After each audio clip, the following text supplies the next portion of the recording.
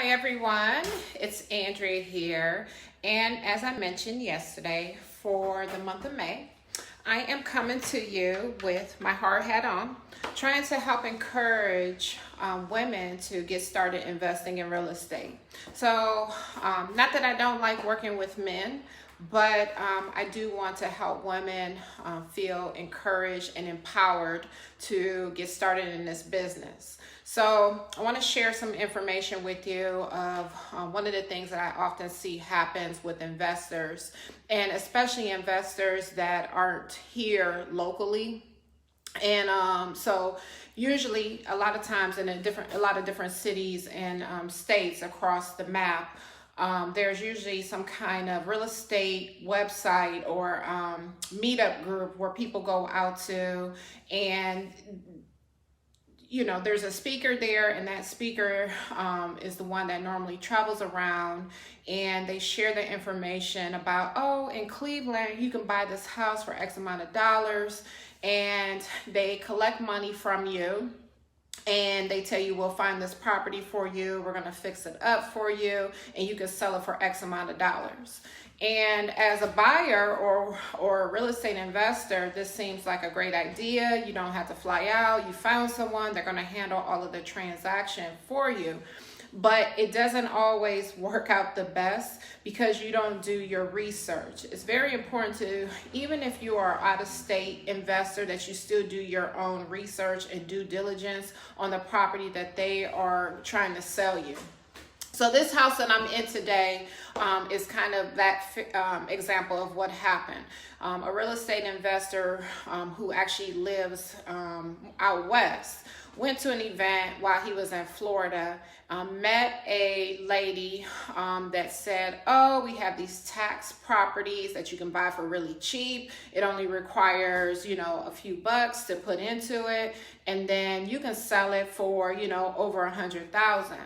And this investor, newbie investor, listened to them, purchased a house, let them do minimal repairs.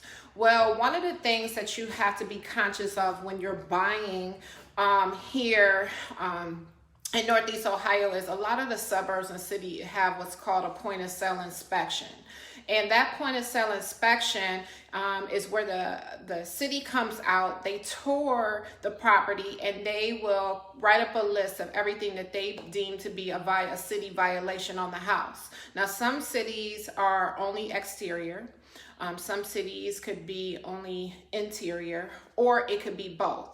As well as in some cities, they require an escrow hold. So what that means is if you come through and you're saying they have this list, and the repair list of what you come up with will say is $20,000. In some cities, they're going to require that you put that $20,000 in escrow hold. Whereas in other cities, they may say, no, well, you need to give us 150% of that amount that we hold in escrow. And when that happens, you need the money to purchase the house, you need the money to renovate the house, and then you need the money to go in escrow. So this is what happens a lot of times. People don't have the money to put the funds in escrow. So, and the city is holding. Now, if one of those items were a roof, you could repair the roof and then have the city come back out to you and just mark that off as being done, approved, and they will release those funds over to you. However, if you are an investor and you are unaware of this, then you don't even know that this is a requirement of something that needs to be done. And in this example, that's exactly what happened. So this owner went to this tax sale, he purchased the property, and they said, oh, we're going to take care of all of the renovation work for you, and which was minimal renovation work. And I'm going to show you, kind of walk through this house a little bit so you can have a full understanding of what I'm talking about. So if your intentions were to fix and flip a house, it needs to be in fix and flip condition. It can't be in rent ready condition. It needs to be in flip and fix condition to get the maximum amount of dollars. So this seller purchased the property, and then he also paid for the renovations. So he's probably at this point already into the property about $60,000. Well, what no one told him was in the city they had where he purchased his house, there are point of sale inspection. So, I was brought along because the house was put on the market for sale. Then someone broke into the house because it was vacant. He couldn't get it sold. So then I was hired to place the home in the market for sale for them.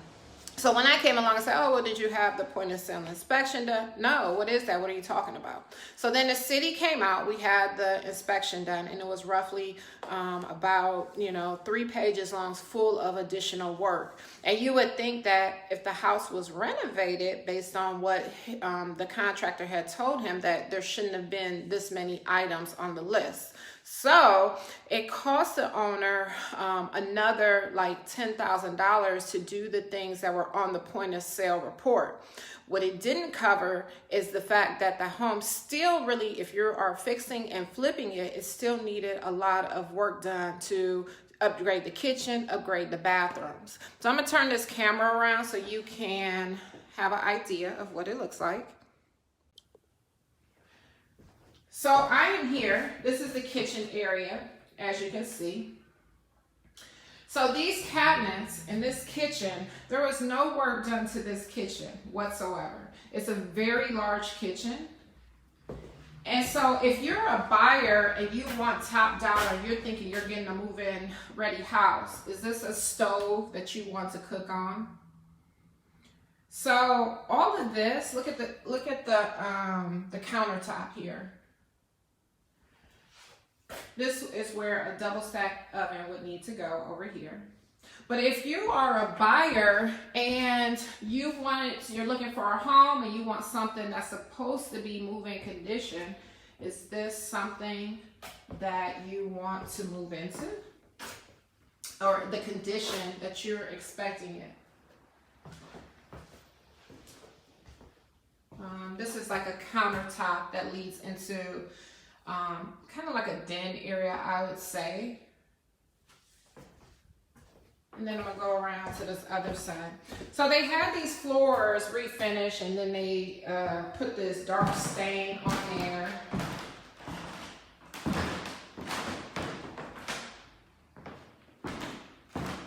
Same thing. Here's the living room. The other issue with this house, the taxes are extremely high on this property. So as an investor, this is something that you have to consider when you're purchasing a property. What are the property taxes? Because any buyer that's coming, because this is going to be a fix and flip, probably with the intention of selling to like a first-time home buyer, they are going to pay attention to the taxes. In many cases, the taxes on this home, as on a monthly payment, is equal to some people's monthly mortgage in total in some areas. So this is your bathroom, So this house, this is supposed to be a fix and flip, move-in condition type of house.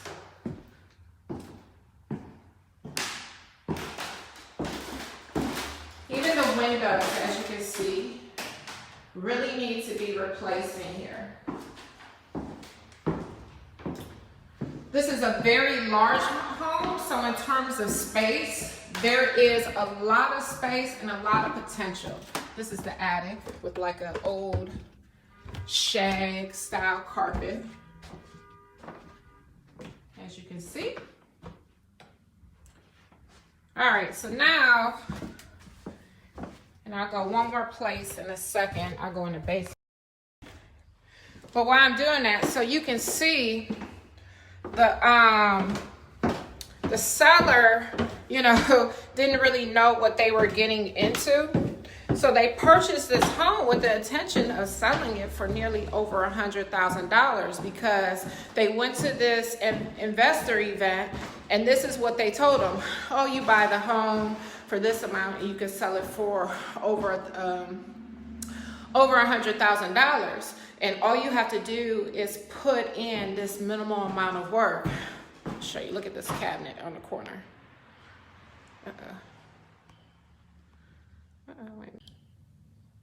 Look at this. So one of the things, if you are out of town and I work with a lot of people who never see the property, so that's not an uncommon thing. However, you have to do your due diligence. If you're working with someone and they are trying to get you to buy a property, the first thing that you want to ask them is to send you photos. Photos do not always tell the truth. They can take it from certain angles to make the property look in a different condition than what it really is. You can also have them send you video. Have them do a walkthrough video of the street view, both sides, looking up and down the street, touring the house as they go from room to room, and share that information with you. You also can look up the city where the property is being purchased at to see what the rules are, or call the city and find out if there's any violations on that particular home they're looking to sell for you.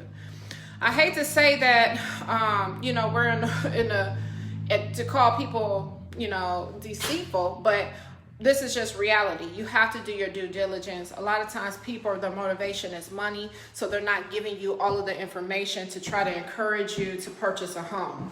Even if you're here locally, there are a lot of opportunities, but you still have to do that same due diligence.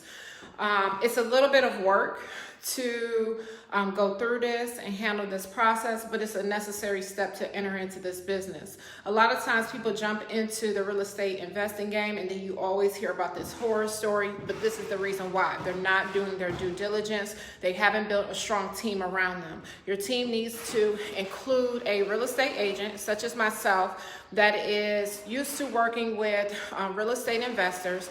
Not all agents work with real estate investors. Some agents prefer to work with traditional buyers or sellers. They'll sell you a property to an investor, but they really don't know the market or understand enough about it if this is a good investment for you.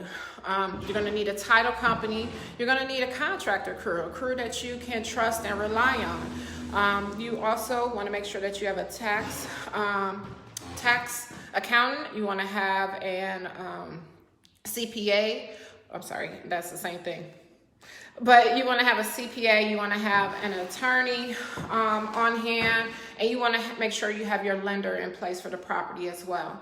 That's why I call myself a resource, because I work with a number of trusted resources. I provide those to my clients so they have an understanding of what's going on. So again, I just want to share with you all month long for the month of May. I'm just going to show you some tips or some things that you should look to doing if you're trying to get into the investing business, so you can feel a little more comfortable with it, especially you women. So if you have any questions, you can call me at 216-220-7886, and have a good day.